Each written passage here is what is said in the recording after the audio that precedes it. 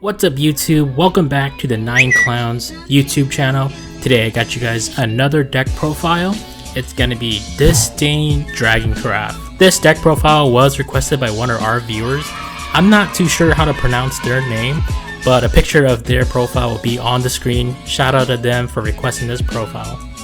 If you guys are interested, this deck was actually showcased on our channel twice. It played against Swordcraft, Thief variant. It also played against a mirror match against Dragoncraft, but this card, it should be on screen right here. If you are interested, it will also be in the link in the description. Now let's get right into the deck profile. Firstly, we'll start off with Disciple of Disdain. He's a 1-drop, 1/2 stat line. His card ability reads, activate for 0 player points, select a follower on your field, deal it 1 damage. This ability can be activated once per turn. The whole point of this card is to target your Galamew. Galamew gets pinged for damage, allowing her ability to activate.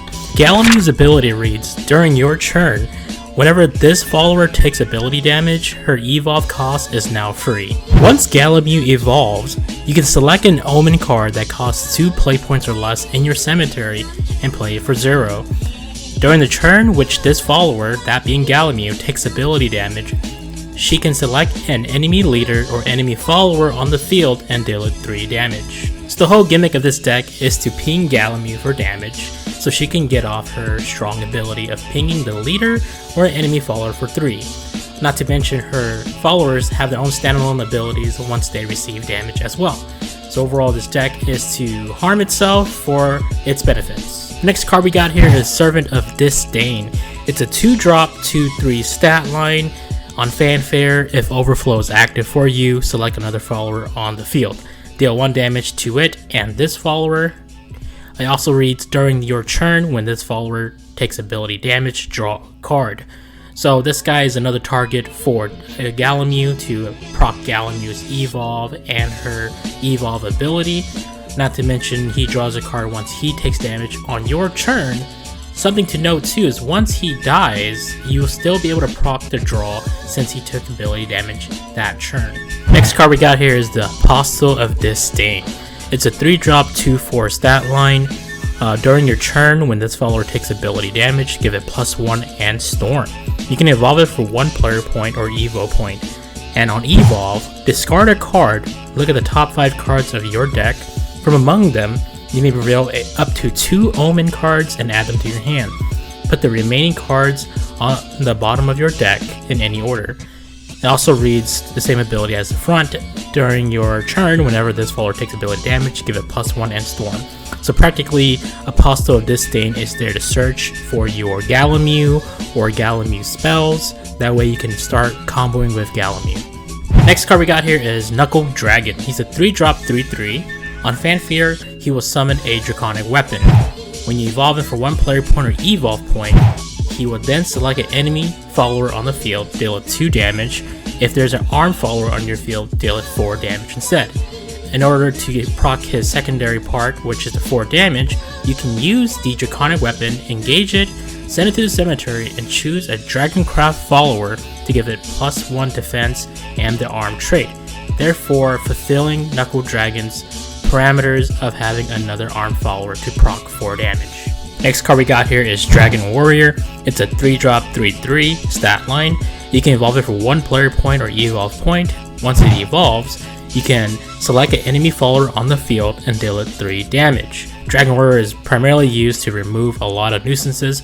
He can pop something and then swing into a engaged follower on your opponent, therefore clearing 2 things for you. Next card we got here is Forte. Forte is a 4-drop, 5/1 stat line with Storm. However, if you evolve her for 2 play points or a play point and evo point, she becomes a 7/3 with Storm and Aura. Overall, Forte is one of the most infamously known card in Dragoncraft for being the ultimate poker.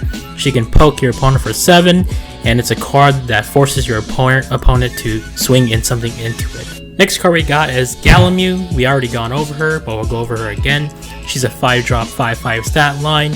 She can evolve for 2, or during your turn, when she takes ability damage, she can evolve for free. Once she evolves, you can select an Omen card that costs 2 play points or less in your cemetery and play it for 0.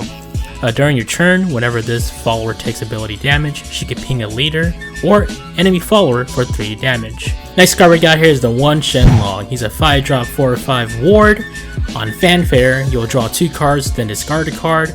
Really good for this deck, as this deck's hand can become very small at times, so he's really good at replenishing your hand. You can also evolve him for 2. Once he evolves, your leader would then get plus 5 health, with a stat line of 5/6.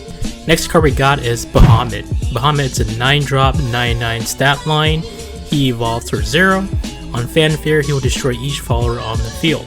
If there are at least 2 enemy followers on the field, this follower can attack enemy leaders. Interesting pick here is because the player of this deck doesn't run the evolve, primarily uses it just to destroy the field and clear out things for his next place. Next card we got is Genesis Dragon. It's a 9-drop, 10 attack, 12 defense with Storm. Jenny just gets dropped at 9 play points or more. He's primarily there to close out games, as when it comes out at 9 player points, hopefully your opponent is less than 10 HP, and if so, Jenny will close out those games for you. Next we got Angelic Snipe. It's a 1-drop spell. It can be used as a quick, so it can be played on your opponent's turn. It's primarily used to get rid of early nuisances, or you can use it in combo with Galamu to ping something for damage, and then Galamu can then trigger her ability off of other cards to ping the rest of the damage to kill cards. Next we got Blazing Breath. It's a 1-drop quick spell that when you play it, you can select an enemy follower and deal it 2 damage. If Overflow is active, you can deal it 4 instead. Oftentimes this deck does reach the 7 play point area, giving you that Overflow status, allowing this card to be very lively late game as well. Next we got another 1-drop spell called Disdainful Rending. It allows you to select a follower on your field and select an enemy follower on the field. Deal 1 damage to the first, meaning your own, and deal 3 damage to the second, which is your opponent's follower. This is a great target for Galamu, as she takes 1 damage, and the spell then pings 3 damage to an enemy follower. But then, because you ping Galamu damage, you can ping an additional 3 damage to the leader or follower. So in total, you'll be dealing 6 damage to a follower, or 3 to a follower, and 3 to the leader. Next card we got is a 2-drop spell called Dragon Oracle. Choose one of the following when played. Increase your max play points by 1, or draw a card. This is a ramping card. If you're new to the game, ramping is increasing your play points so you can further the game and get to Overflow as fast as possible. This card is really good, as in late game you can still play it for 2 to draw a card. Next card we got is a 2-drop spell called Total Domination. Select a follower on your field, deal it 2 damage, and to each enemy follower on the field. If there's Galamu on your field, deal 2 additional damage to each enemy follower. This is a way to wipe your opponent's board if you have Galamu. Nonetheless, early game you can ping a lot of your followers for 2 to wipe the board for 2, but late game you can ping Galamu for 2 to then ping your opponent's board for 4. Next card we got is a 5-drop quick spell called Lightning Blast. You may play this card for 5 play points more. If you don't, you can select an enemy follower and banish it. But if you did play for 5 more play points, you will then banish each follower on the enemy field. This card is super impactful even if you just play for 5, but if you do play for 10, you'll be able to remove a lot of boards that are really difficult to deal with. For example, an Aegis or 2 Aegises, it'll remove both of those Aegises for you. Also, this card is a quick, so you can play it at your opponent's turn, meaning you can pass on 10 player points. They can summon a board, and then if they decide to attack or end their turn, you can play this card for 10 and remove their whole board. Now that we're done with the main deck, let's get into the Evolve deck. Firstly, we'll start with 2 Apostle of Disdain. She's there to help you search for cards like Galamu and her spells / followers, allowing you to start your engine earlier. Next we got 1 Evo Forte. Honestly, you could probably find room to bump this up to 2 since you do run 2 Fortes in this deck, but the 1 Forte or Fortes in general, just so you can have that extra poking damage or the ability to close out games if you top deck her. Next we got 2 Knuckle Dragon Evos and 2 Dragon Warrior Evos. These cards is kind of self-explanatory. They're designed to come out to the board on Evolve and pop your opponent's board and swing into other things to make room for your future cards. Next we got 2 Evo Galamus. In my opinion, you should bump this up to 3, cutting something, maybe possibly the Shenlong If you remove the Shenlong Evo, you'll be able to make 1 extra room in this deck, so you can add things such as an additional Angelic Snipe. But regardless, 2 Galamews, I will bump it up to 3. With 3, you can then have more of her Evo be more present and lively in the deck if you do draw the 3rd Galamew late game. Last but not least, we got the 1 Shenlong. This card is in here just to help you heal. It's also a ward. Her hit space allows you to draw, giving you that draw power. Nonetheless, Shenlong's a solid pick in a lot of Dragoncraft decks, but truthfully, this card can definitely be subbed out for maybe an additional Forte or a 3rd Galamew. Nonetheless, it's really your pick on this part, but the 1 Shenlong to round off everything. Alright guys, this sums up our deck profile for the Galamew Disdain Dragoncraft deck profile.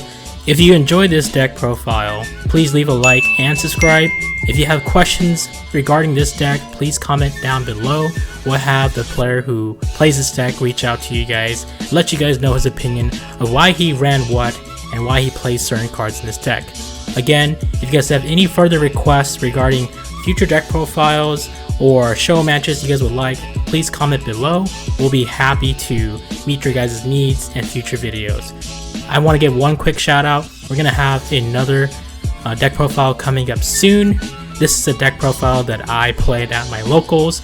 I had one of the employees actually look it over, had interest in it, and I will be showcasing that soon.